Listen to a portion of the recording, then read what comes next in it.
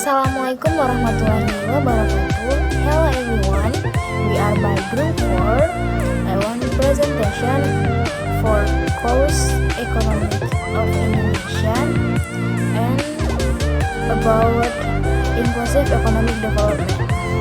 Okay, before enter the material, I want to tell you the member of group 4. The first itself, Reski Maila Putri, Sefmi Novitasari, and Cindy Rahmawati. Okay, the first material explain which will be read Sefmi Novitasari. To Sefmi, time is yours.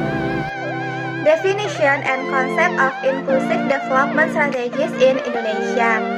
Inclusive economic development is a process to ensure that all marginalized groups of people can be fully involved in the development process.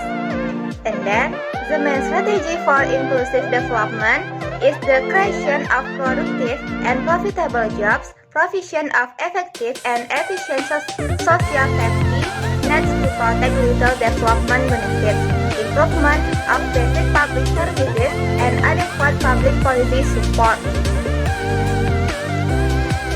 And then, there are three main conditions for inclusive economic development. First, guarantee the political, social, and economic rights of citizens or democracy. Second, all citizens have equal access to a welfare or development programs. Third, all population have the same opportunity to obtain basic necessities, namely education, health insurance, and housing. And then there are three main pillars of inclusive economic development. First, economic growth. Second, social inclusion. And the third is social safety networks. Okay everyone, the next material explained by me. 6 inclusive development strategies in Indonesia. First, development that ensure equality, justice, and respect for diversity.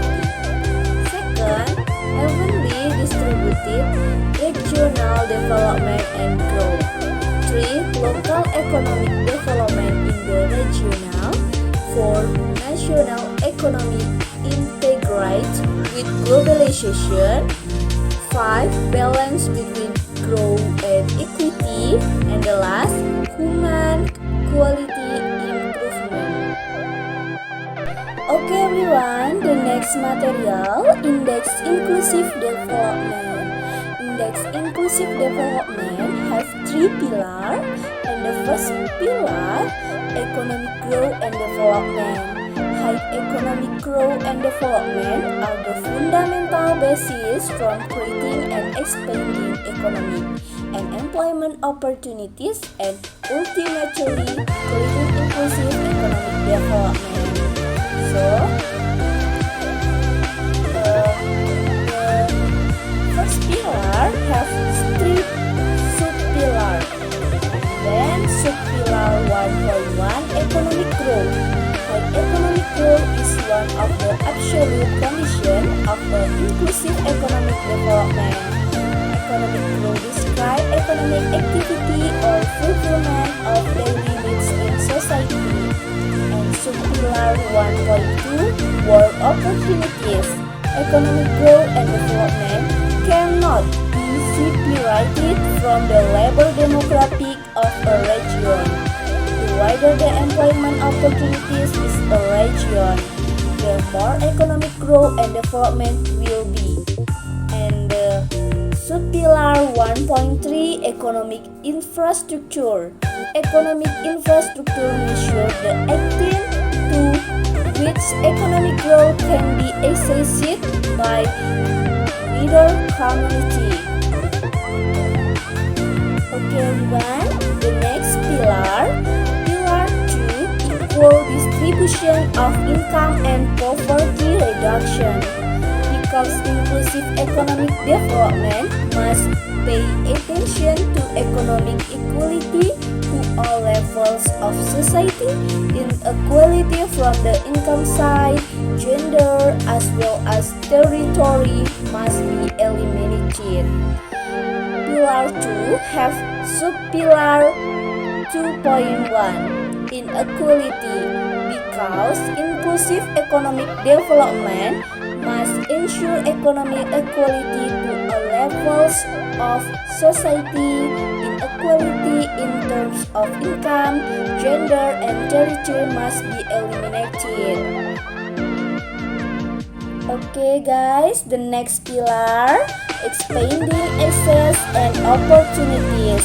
Ensure that the people have easy access to the use of basic infrastructure and inclusive finance, and provide opportunities to develop high and quality human resource capabilities. And then have sub-pillar 3.1, human capabilities. This expansion of access and opportunities is marked by better quality and prosperous human resource, which in the future can contribute to higher and more inclusive economic development. Sub-pillar 3.2, basic infrastructure. Broader access to infrastructure indicates a more equitable development that also makes it easier for relatively disadvantaged group of society to catch up with the pace of economic growth. And the last, sub-pillar 3.3, inclusive finance institutions have an intermediary function to promote economic growth. Hence, wider access to finance institutions can ensure inclusive economic growth and development. Okay, thank you. Okay, the last material about future agenda for Indonesia. So, what future agenda for Indonesia? The government has formulated 7 development agendas for 2020 until 2024, which are used as a reference for ministries, institutions, and across agencies. Minister of Regional Development Planning, Head of the National Development Planning against Bappenas Bambang T.S. Bergenegro, stated in the technocratic design, he outlined 7 development agendas. The first agenda is the resilience of economic resilience for quality growth. This agenda focuses on increasing the carrying capacity and quality of sustainable economic resources, as well as increasing added value, employment, export, and economic competitiveness. The second agenda is develop various readiness. This agenda is focused on the development of the basic service and improving the regional economy. The third agenda is the improve quality and competitive human resource with an emphasis on basic value. For example, equal distribution of quality education service and increasing access and quality of health service toward universal reach health.